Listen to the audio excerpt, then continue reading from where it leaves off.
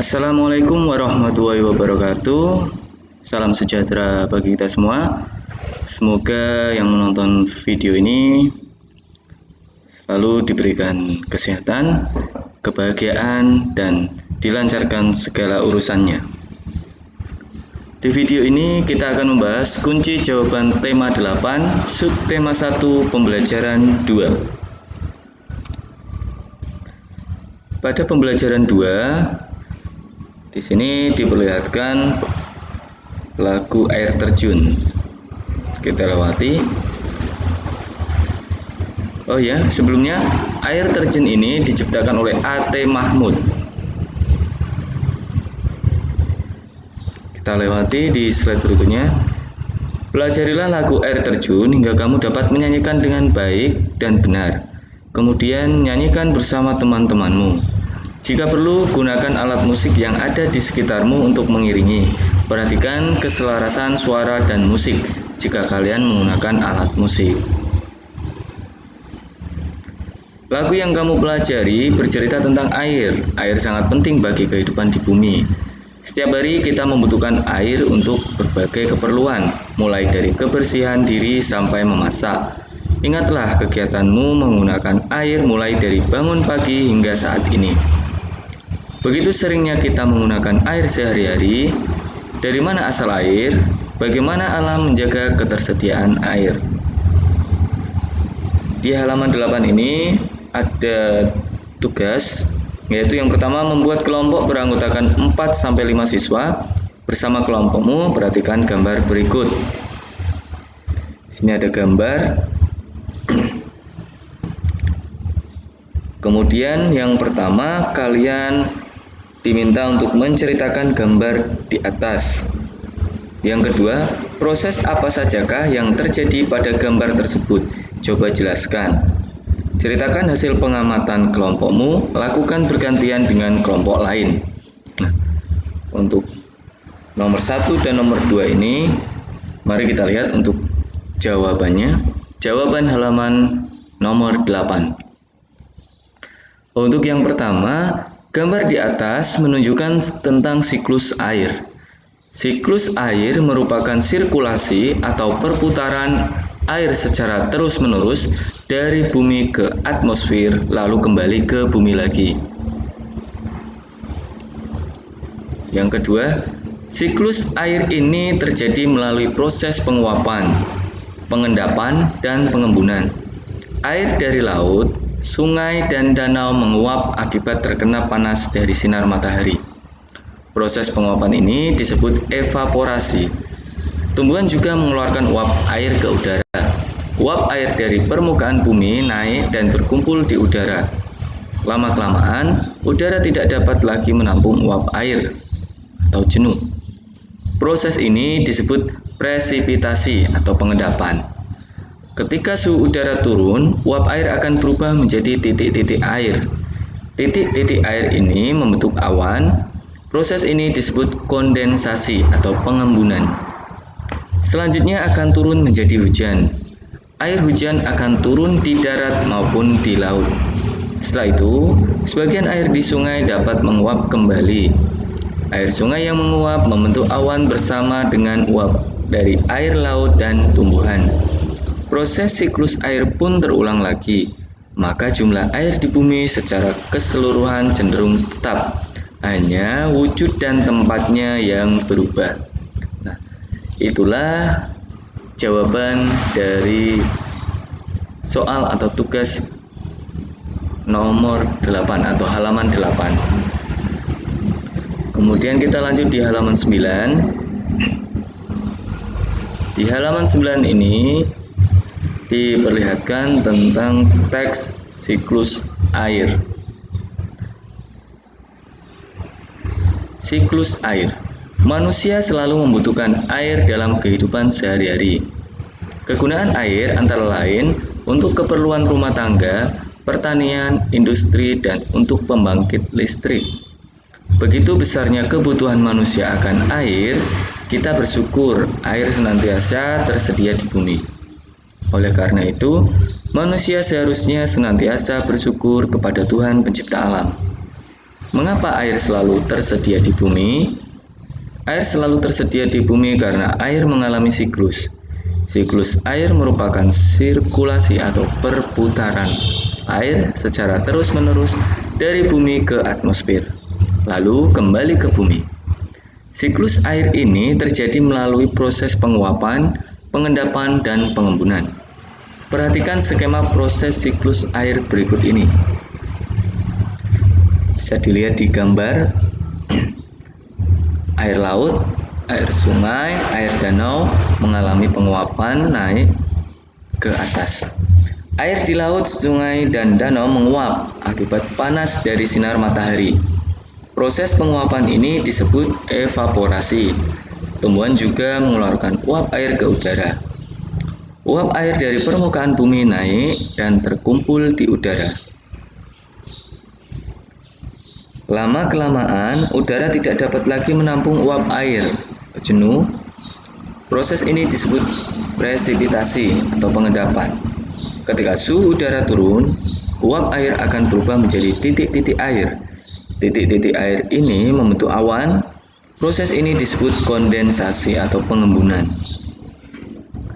Titik-titik air di awan selanjutnya akan turun menjadi hujan. Air hujan akan turun di darat maupun di laut. Air hujan itu akan jatuh ke tanah atau perairan. Air hujan yang jatuh di tanah akan meresap menjadi air tanah. Selanjutnya air tanah akan keluar melalui sumur. Air tanah juga akan merembes ke danau atau sungai. Air hujan yang jatuh ke perairan, misalnya sungai atau danau, akan menambah jumlah air di tempat tersebut. Selanjutnya, air sungai akan mengalir ke laut. Namun, sebagian air di sungai dapat menguap kembali. Air sungai yang menguap membentuk awan bersama dengan uap dari air laut dan tumbuhan. Proses siklus air pun terulang lagi. Dari proses siklus air itu dapat disimpulkan bahwa sebenarnya jumlah air di bumi secara keseluruhan cenderung tetap, hanya wujud dan tempatnya yang berubah. Kemudian nomor 10 ini, halaman 10 ini ada tugas bahwa kamu telah membaca teks siklus air bersama kelompokmu. Gambarlah bagan sederhana karyamu sendiri untuk menjelaskan siklus air. Tambahkan kalimat-kalimat untuk menjelaskan proses siklus air. Presentasikan hasil diskusi kelompokmu di depan kelompok lain dan Bapak atau Ibu guru. Jawaban halaman 10. Siklus air. Manusia selalu membutuhkan air dalam kehidupan sehari-hari. Kegunaan air antara lain untuk keperluan rumah tangga, pertanian, industri, dan untuk pembangkit listrik. Begitu besarnya kebutuhan manusia akan air, kita bersyukur air senantiasa tersedia di bumi. Oleh karena itu, manusia seharusnya senantiasa bersyukur kepada Tuhan Pencipta alam. Mengapa air selalu tersedia di bumi? Air selalu tersedia di bumi karena air mengalami siklus. Siklus air merupakan siklus sirkulasi atau perputaran air secara terus-menerus dari bumi ke atmosfer, lalu kembali ke bumi. Siklus air ini terjadi melalui proses penguapan, pengendapan, dan pengembunan. Perhatikan skema proses siklus air berikut ini. Ini sama dengan gambar yang teks siklus air yang tadi. Air di laut, sungai, dan danau menguap akibat panas dari sinar matahari. Proses penguapan ini disebut evaporasi. Tumbuhan juga mengeluarkan uap air ke udara. Uap air dari permukaan bumi naik dan berkumpul di udara. Lama-kelamaan, udara tidak dapat lagi menampung uap air atau jenuh. Proses ini disebut presipitasi atau pengendapan. Ketika suhu udara turun, uap air akan berubah menjadi titik-titik air. Titik-titik air ini membentuk awan. Proses ini disebut kondensasi atau pengembunan. Titik-titik air di awan selanjutnya akan turun menjadi hujan. Air hujan akan turun di darat maupun di laut. Air hujan itu akan jatuh ke tanah atau perairan. Air hujan yang jatuh di tanah akan meresap menjadi air tanah. Selanjutnya air tanah akan keluar melalui sumur. Air tanah juga akan merembes ke danau atau sungai. Air hujan yang jatuh ke perairan, misalnya sungai atau danau, akan menambah jumlah air di tempat tersebut. Selanjutnya, air sungai akan mengalir ke laut, namun sebagian air di sungai dapat menguap kembali. Air sungai yang menguap membentuk awan bersama dengan uap dari air laut dan tumbuhan. Proses siklus air pun terulang lagi. Dari proses siklus air itu dapat disimpulkan bahwa sebenarnya jumlah air di bumi secara keseluruhan cenderung tetap. Hanya wujud dan tempatnya yang berubah. Nah, itu adalah jawaban halaman nomor 10. Kemudian di halaman nomor 11 ditampilkan teks dengan judul Semut dan Beruang. Pada suatu hari, Barry si beruang melihat ke dalam mata air. Barry mengeluh, sepertinya air di mata air ini semakin sedikit saja. Pasti bangsa semut terlalu banyak mengambil air. Barry lalu menundukkan kepala, melihat ke tanah dengan teliti. Ah iya, melihat seekor semut hitam berjalan membawa guci mungil di pundak. Berhenti semut, teriaknya. Aku tak akan membiarkanmu mengambil air di sumber airku lagi. Kamu sudah terlalu banyak mengambil air. Berhenti atau kucakar kau, ancam Barry beruang. Semut hitam kecil itu tidak memperhatikan teriakan Barry. Ia merangkak ke bawah beberapa helai daun kering. Ia terus berjalan menuju sumber mata air. Barry mencakar dan mengendus daun-daun sambil berteriak, tak ada gunanya sembunyi, aku bisa menemukanmu. Semut hitam berteriak dari arah belakang Barry, kenapa kamu pelit sekali? Bayi-bayi semut di lembah semut sangat kehausan. Air di mata air ini kan masih banyak sekali, bahkan masih cukup untuk 1000 rusa. Dengar kataku, geram Barry sambil membalik tubuhnya. Aku tak akan memberikanmu air lagi. Semua semut dilarang mengambil air di sini lagi. Semut hitam terdiam sebentar, lalu katanya, apa boleh buat kalau kau sudah memutuskan begitu? Tapi aku tetap akan mengambil air untuk bayi-bayi semut di lembah. Barry beruang sangat marah, namun semut hitam sudah menghilang lagi ke bawah daun-daun kering. Barry mencarinya, tetapi ia tidak melihat apa-apa di rumput. Akhirnya ia kembali dengan jengkel ke sarangnya di dekat pohon. Semut-semut yang haus menunggu di lembah semut. Setelah menunggu cukup lama, akhirnya mereka berbaris menuju mata air. Salah satu semut melihat guci air minyak semut hitam yang tergeletak di jalan. Pasti semut hitam mendapat masalah. Lihatlah, ini gucinya, tapi dia tidak tampak. Mereka memungut guci itu dan terus berjalan. Saat itu, seekor kelinci mengintip dari balik semak. Kelinci itu mengangkat telinganya dan berbisik, jangan pergi ke mata air itu, pulanglah, kalian dalam bahaya. Barry sedang marah. Ia bilang, air di mata airnya berkurang. Ia akan mencakar semut-semut yang berani mengambil air dari mata airnya. Akan tetapi semut-semut itu tidak takut. Mana beruang itu sekarang? Tanya mereka. Ia sedang di rumahnya beristirahat, jawab kelinci. Semut-semut itu berbaris seperti tali sepatu di rumput. Setelah melihat seekor tupai duduk di pohon dan bertanya, apa kami sedang berjalan tepat ke arah sarang beruang? Ya, ini memang jalan ke arah sarangnya, jawab tupai. Tapi sebaiknya kalian balik ke rumah. Barry beruang dari tadi berteriak terus. Katanya kalau kalian mengambil air dari mata airnya, ia akan mencakar kalian. Akan tetapi semut-semut itu tak mau kembali. Mereka terus berbaris seperti tali sepatu di tanah. Hari hampir malam ketika mereka tiba di depan pohon wak tua. Mereka melihat sekeliling dan menemukan sebuah retakan di tanah. Mereka masuk ke dalamnya dan mulai menggali sebuah lubang. Apa yang kalian lakukan? Kenapa kalian menggali? Tanya tikus tanah yang merasa terganggu dari tidurnya. Kami ingin menangkap Barry beruang. Kami sedang membuat jebakan untuknya, kata para semut. Bahaya sekali, seru tikus tanah. Dia pasti sudah menangkap semut hitam saudara kami.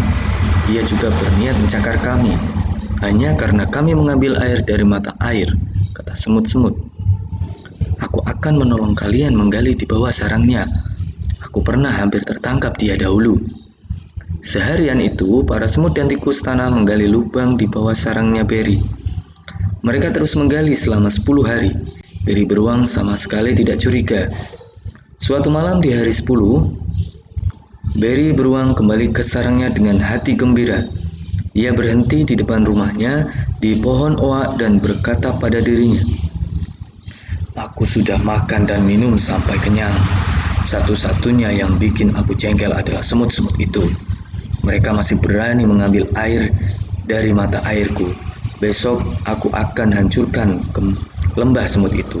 Akan kucakar mereka dengan cakarku seperti ini." Beri beruang mulai mencakar ke segala arah. Ia menghentakkan kakinya ke lantai sarangnya dan bruk. Lantai sarangnya jebol. Beri beruang jatuh ke lubang di bawah sarangnya. Lubang itulah yang telah digali para semut dan tikus tanah.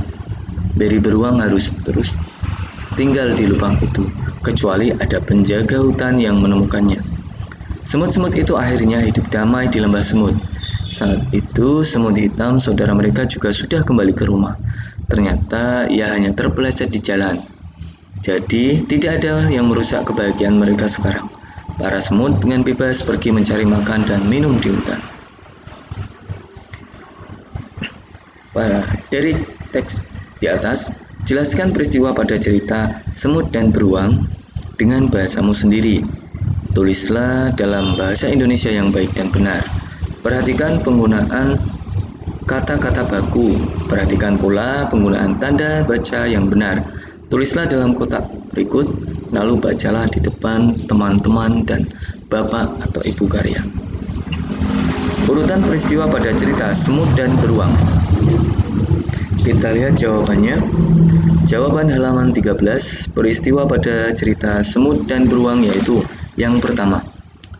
Beri si beruang mengancam semut yang ditemuinya karena semut itu sedang membawa guci untuk mengambil air. Beri sangat marah karena tidak dihiraukan dan mencoba mencari semut tersebut, namun tidak ketemu. Selanjutnya, saat semut-semut berbaris menuju mata air, mereka melihat guci air semut hitam tergeletak di jalan. Para semut mengira semut hitam ditangkap oleh beri beruang. Mereka pun berniat membebaskan semut hitam. Kelinci melarang para semut ke mata air, tetapi diabaikan dan mereka terus bergerak ke sarang beruang. Di tengah jalan, seekor tupai mengingatkan mereka karena beruang sedang marah tetapi diabaikan. Para semut tiba, mereka menggali lubang perangkap untuk beri beruang di depan pohon oak dibantu seekor tikus tanah. Akibat perangkap tersebut, ketika beri beruang kembali ke sarangnya di malam hari, ia jatuh ke lubang tersebut. Semut hitam telah kembali karena ternyata ia hanya terpeleset di jalan, dan para semut hidup damai di sarang mereka. Nah, itu jawaban dari sub tema 1 pembelajaran 2 tema 8. Semoga video ini bermanfaat. Terima kasih. Wassalamualaikum warahmatullahi wabarakatuh.